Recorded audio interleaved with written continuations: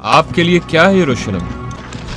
कुछ नहीं, सब कुछ। ये कहानी शुरू होती है सन 1184 से, जहाँ तीन आदमी एक लड़की को दफन करने के लिए कब्र खोद रहे होते हैं। वहीं अचानक दूसरी तरफ से एक सलेबी फौज का दस्ता आ जाता है, जिसकी क़यादत एक गाडफ्रे नामी ईसाई जंगजू कर रहा होता है। उस दस्ते के जाने के बाद ईसाई पादरी उस लड़की का सर काट के दफन करने को कहता है, क्योंकि उस लड़की ने सुसाइड किया था। और साथ ही उस लड़की के गले में लटकता लाकेट उतार के अपने पास रख लेता है। वहां से निकल के गाडफ्रे एक बेलियन नामी लोहार के पास जाता है, क्योंकि उसने घोड़े की नाल चेंज करवानी थी। गाडफ्रे का एक सिपाही उसे बेलियन के पास ले जाता है। अभी थोड़ी देर पहले जिस लड़की की लाश आपने देखी थी, वो उसी बेलियन की वाइफ थी। गाडफ्रे बेलियन को बताता है कि मैं तुम्हारा बाप हूँ और बचपन में मैं तुम्हें छोड़ के चला गया था। साथ वो उसे बताता है कि वो यरूशलेम के एक एरिए पे हुकूमत भी करता है और उसे अपने साथ चलने को बोलता है। लेकिन बेलियन उसके साथ जाने से इनकार कर देता है। वो पादरी भी वहीं खड़ा उनकी बातें सुन रहा होता है।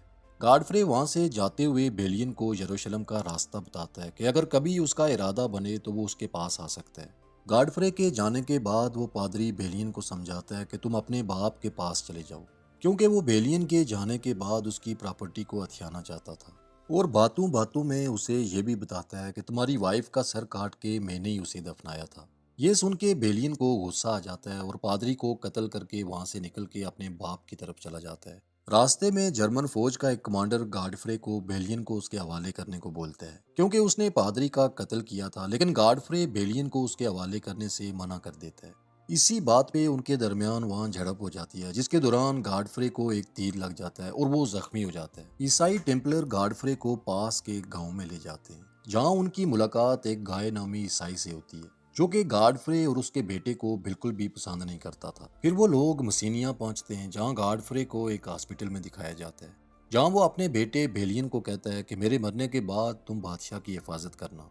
फिर इसके बाद बाजार में बेलियन और गाय की बहस होती है, जहां गाय बेलियन को कहता है कि बादशाह के मरने के बाद मुसलमानों के लिए हमदर्दी रखने वाले बेलियन और गाडफ्रे की जिंदगी को अजीरन कर दिया जाएगा। गाय के जाने के बाद बादशाह का एक आदमी बेलियन को बताता है कि बादशाह के मरने के बाद गाय ही बादशाह बनेगा। फिर रात के टाइम बेलियन को गाडफ्रे के पास ले जाया जाता है, क्योंकि उसकी मौत का वक्त करीब आ चुका होता है। गाडफ्रे अपनी तलवार और अंगूठी बेलियन को देते हुए उससे कसम लेता है और उसे अपना नायब बनाता है। साथ उसे नसीहत करता है कि बादशाह की हिफाजत करना। इसके साथ ही गाडफ्रे की मौत हो जाती है और बेलियन अकेला ही यरूशलेम के सफर पे निकल जाता है। रास्ते में समुद्री तूफान आता है, जिससे उनकी कश्ती डूब जाती है। लेकिन सुबह जब बेलियन की आंख खुलती है तो वो खुद को समुद्र के किनारे पे पाता है।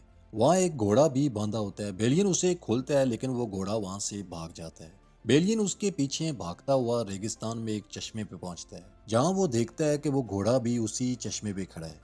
इतने में वहाँ दो मुसलमान आ जाते हैं और वो बेलियन को कहते हैं कि ये घोड़ा हमारा है। बेलियन उन्हें घोड़ा देने से इनकार करता है, जिस पर उनकी लड़ाई शुरू हो जाती है। बेलियन एक मुसलमान को मार देता है और दूसरे को भी घोड़े से नीचे गिरा देता है, लेकिन वो उसे मारता नहीं और उसे कहता है कि तुम मुझे यरूशलेम ले चलो। अब वो घोड़ा और मुसलमान दोनों उसकी मलकियत में थे। यरूशलेम पहुंचते ही बेलियन उसे वो घोड़ा वापस दे देता है और उसे आज़ाद कर देता है, जिस पर वो मुसलमान वहां से ये कहते हुए चला जाता है कि मेरे अजीज, आपकी खूबियां आपके दुश्मनों में आपसे पहले पहुंचेंगी। इसके बाद बेलियन शहर में जाता है, जहाँ कुछ सिपाही उसका पीछा करते हैं, क्योंकि बेलियन के पास गाडफ्रे की तलवार थी। सिपाही उसे रोक के पूछते हैं कि गाडफ्रे किधर है और तुम्हारे पास ये तलवार कैसे आई, जिस पर बेलियन उन्हें बताता है कि वो गाडफ्रे का बेटा है। ये सुन के वो सिपाही सर झुका लेते हैं, क्योंकि वो गाडफ्रे के गुलाम थे। अब बेलियन गाडफ्रे के घर जाता है, जो कि अब उसका हो चुका था। इतने में वहाँ एक लड़की आती है और बेलियन को कहती है कि तुम्हें सुवेला ने बुलाया है। दरअसल सुवेला यरूशलेम के बादशाह की बहन होती है। फिर एक सिपाही बेलियन को बादशाह के पास ले जाता है। वो सिपाही उसे बताता है कि बादशाह ने सुल्तान सलाउद्दीन अयूबी के साथ पिछले 6 साल से अमन माहिदा किया हुआ है। दूसरी तरफ बादशाह के महल के दो ऑफिसर्स टाइपेरियस और रोनाल्ड को दिखाया जाता है। टाइपेरियस रोनाल्ड पे भड़क रहा होता है, क्योंकि बाहर दो सिपाहियों को फांसी दी जा रही होती है, जिन्होंने रोनाल्ड के कहने पे दो अरबी मुसलमानों को मारा था। टाइपेरियस के पास एक मुसलमान गवाह भी था, लेकिन रोनाल्ड उसकी गवाही को नहीं मान रहा होता, क्योंकि वो मुसलमान था। इसलिए सबूत ना होने की वजह से रोनाल्ड को छोड़ दिया जाता है। इसी दौरान बेलियन वहां पहुंच जाता है और उसकी मुलाकात टाइपेरियस से होती है। वो बेलियन को बताता है कि गाडफ्रे मेरा करीबी दोस्त था और साथ उसे बताता है कि सलाउद्दीन अयूबी किसी भी वक्त अपनी फौज के साथ यरूशलेम पे हमला कर सकता है। لیکن بادشاہ کے امن معاہدے کی وجہ سے سلطان صلاح الدین ایوبی ابھی تک رکا ہوا ہے، اور کچھ صلیبی سپاہی ہیں جو امن معاہدے کی خلاف ورزی کرتے ہوئے مسلمانوں کو قتل کرتے ہیں، جس کی وجہ سے بادشاہ پریشان ہے۔ پھر ٹائپیریس اور بیلین کھانے کے لیے بادشاہ کے محل میں جاتے ہیں، جہاں سویلا بھی اپنے ہسبینڈ کے ساتھ کھانے کے لیے آتی ہے۔ اب کیونکہ بادشاہ کی کوئی اولاد نہیں ہوتی، اس لیے بادشاہ کے مرنے کے بعد گائے یروشلم کا بادشاہ بنے گا۔ گائے جب وہاں بیلین کو دیکھتا ہے تو وہ کھانے سے انکار کر دیتا ہے اور وہاں سے اٹھ کے چلا جاتا ہے۔ کھانے کے دوران ایک سپاہی پیغام لاتا ہے کہ بادشاہ بیلین سے ملنا چاہتا ہے۔ بیلین اٹھ کے بادشاہ کے پاس جاتا ہے، جہاں بادشاہ اسے بتاتا ہے کہ گاڈفرے اس کا بہترین اور وفادار دوست تھا، میں نے تلوار بازی اسی سے سیکھی تھی۔ اب بادشاہ بیلین کو ابلین جانے کو کہتا ہے تاکہ وہاں کے راستوں کی حفاظت ہو سکے۔ وہاں بیلین کے باپ کی بہت زیادہ زمینیں ہوتی ہیں جہاں مسلمان، یہودی اور عیسائی رہتے ہیں، لیکن وہاں ایک چیز کی کمی ہوتی ہے، اور وہ تھا پانی، جس کے لیے بیلین وہاں کنواں کھدواتا ہے اور پانی نکل آتا ہے، اور پھر ان زمینوں کو سیراب کیا جاتا ہے۔ دوسری طرف دکھایا جاتا ہے کہ گائے اور رونالڈ مسلمانوں کے قافلے پہ حملہ کرتے ہیں اور قافلے میں شامل سبھی مسلمانوں کو شہید کر دیتے ہیں، جس کے بعد ٹائپیریس گائے سے بحث کرتا ہے اور اس پر چلاتا ہے اور اسے کہتا ہے کہ اب سلطان صلاح الدین ایوبی ہم پہ واپس حملہ کریں گے۔ وہیں بادشاہ کو خبر ملتی ہے کہ سلطان صلاح الدین ایوبی اپنی فوج کے ساتھ یروشلم کی طرف نکل پڑے ہیں۔ اس پر بادشاہ فوج کو تیار ہونے کا حکم دیتا ہے اور لشکر کی کمانڈ خود کرتا ہے، اور بیلین کو پیغام دیتا ہے کہ وہ جلد از جلد قلعے میں پہنچے۔ یہ وہی قلعہ ہوتا ہے جہاں کا حاکم رینالڈ تھا۔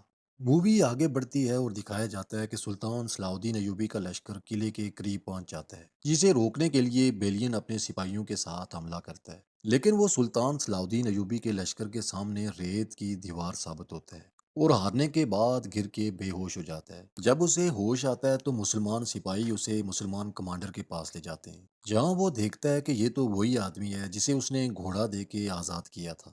اسی دوران ایک طرف سے سلطان صلاح الدین ایوبی کی فوج آتی ہے، جبکہ دوسری طرف سے عیسائی بادشاہ اپنی فوج کے ساتھ آتا ہے۔ اگلے سین میں سلطان صلاح الدین ایوبی کو دکھایا جاتا ہے، جن سے عیسائی بادشاہ ریکویسٹ کرتا ہے کہ آپ واپس چلے جائیں، رینالڈ کو اس کے کیے کی سزا میں خود دوں گا، جس پر سلطان صلاح الدین ایوبی واپس چلے جاتے ہیں اور بادشاہ کی خراب حالت کو دیکھتے ہوئے اس کے لیے اپنا ڈاکٹر بھیجتے ہیں۔ اس کے بعد عیسائی بادشاہ رینالڈ کے قلعے میں جاتا ہے اور اسے مارتا ہے، لیکن وہیں اچانک بادشاہ کی طبیعت خراب ہو جاتی ہے اور اسے یروشلم لے جایا جاتا ہے، اور بیلین کو بھی وہاں بلا لیا جاتا ہے، جہاں بادشاہ بیلین کو اس کی بہن سویلا سے شادی کرنے کا بولتا ہے۔ بیلین پوچھتا ہے کہ پھر گائے کا کیا ہوگا، جس پر ٹائبیریس کہتا ہے کہ اسے پھانسی دے دی جائے گی، لیکن بیلین بادشاہ کی بہن سے شادی کرنے سے انکار کر دیتا ہے۔ اسی رات بادشاہ کی موت ہو جاتی ہے، جس کے بعد بادشاہ کی بہن ملکہ بنتی ہے، اور وہاں کی رسم کے مطابق وہ اپنے ہسبینڈ گائے کو بادشاہ بنا دیتی ہے۔ بادشاہ بننے کے بعد گائے سب سے پہلے جیل میں قید رینالڈ کو رہا کرنے کا حکم دیتا ہے، جس کے بعد وہ دونوں مل کے شہر میں موجود مسلمانوں اور یہودیوں کا قتل عام کرتے ہیں۔ اسی دوران سلطان صلاح الدین ایوبی کی بہن رینالڈ کو ملتی ہے اور رینالڈ اسے بھی مار دیتا ہے۔ اب اس سب کے بعد امن معاہدہ ٹوٹ چکا تھا اور سلطان صلاح الدین ایوبی کو روکنے والا کوئی بھی نہیں تھا۔ جنگ اب ناگزیر ہو چکی تھی۔ بیلین گائے کو شہر میں رہ کے جنگ لڑنے کی تجویز دیتا ہے، لیکن گائے بیلین کی بے عزتی کرتا ہے اور میدان میں جنگ کرنے کا اعلان کرتا ہے۔ اس کے بعد سلطان اور گائے کے درمیان جنگ ہوتی ہے، جس میں سلطان صلاح الدین ایوبی کو فتح ملتی ہے اور بآسانی جنگ جیت جاتے ہیں۔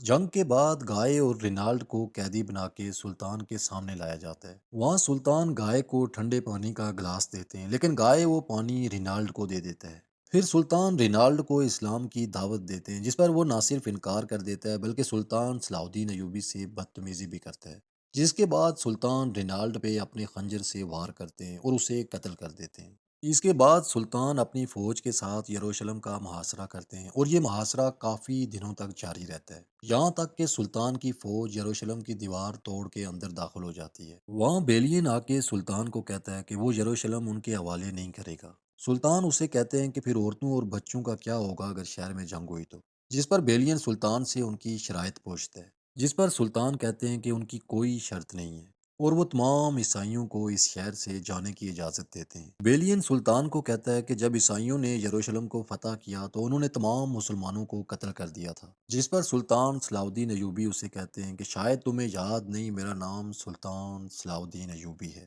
اور یوں مسلمان یروشلم کو فتح کر لیتے ہیں اور تمام عیسائیوں کو وہاں سے جانے کی اجازت دے دیتے ہیں، اور یہیں اس مووی کا دی اینڈ ہو جاتا ہے۔